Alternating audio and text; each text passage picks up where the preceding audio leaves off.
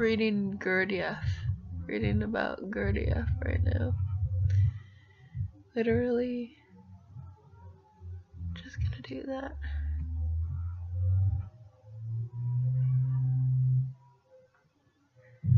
Gurdjieff's notable pupils include Peter D. Ouspensky was a Russian journalist, author, and philosopher. He met Gurdjieff in 1915 and spent the next 5 years studying with him, then formed his own independent groups at London in 1921. Ouspensky became the first career Gurdjieffian. It led independent Fourth Way groups in London and New York for his remaining years. He wrote In Search of the Miraculous about his encounters with Gurdjieff, and it remains the best known and most widely read account of Gurdjieff's early experiments with groups. Thomas de Hartmann was a Russian composer. He and his wife Olga first met Gurdjieff in 1916 in St. Petersburg. They remained Gurdjieff's close students until 1929. During that time, they lived at Gurdjieff's Institute for the Harmonious Development of Man near Paris. Between July 1925 and May 1927, Thomas de Hartmann transcribed and co-wrote some of the music that Gurdjieff collected and used for his movements exercises. They collaborated on hundreds of pieces of concert music arranged for the piano.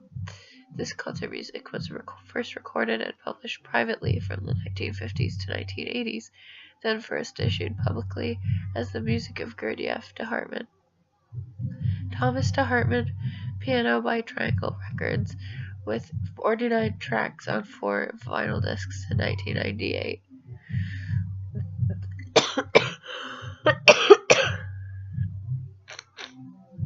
This part's really boring.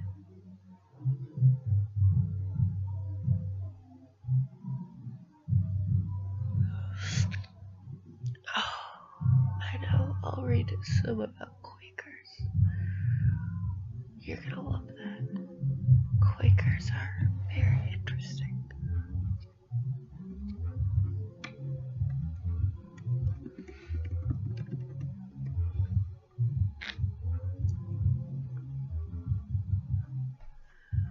So, this is just the history part that's boring.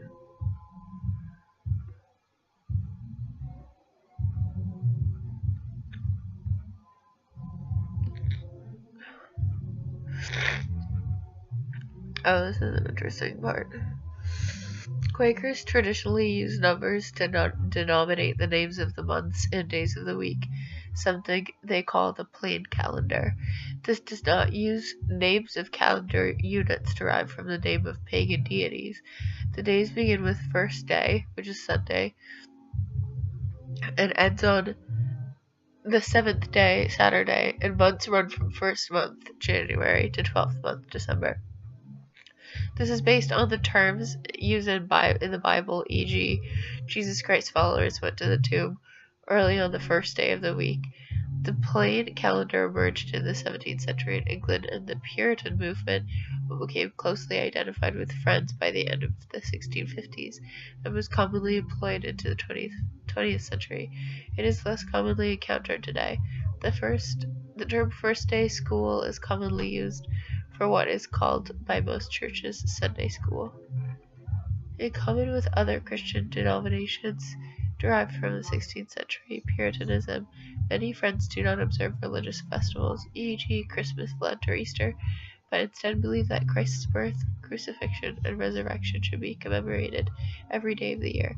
For example, many Quakers feel that fasting in Lent, but then eating in excess at other times of the year is hypocrisy, and therefore many Quakers, rather than observing Lent, lead a simple lifestyle all the year round. C. Testimony of simplicity. These practices are often referred to as the testimony against times and seasons. So beautiful. Some Friends are non-Sabbatarians, holding that every day is the Lord's Day, and that what should be done on a first day should be done every day of the week, although meeting for worship is usually held on a first day, which has been advised since the first advice issued by elders in 1656. I'm going to click on Testimony of Simplicity.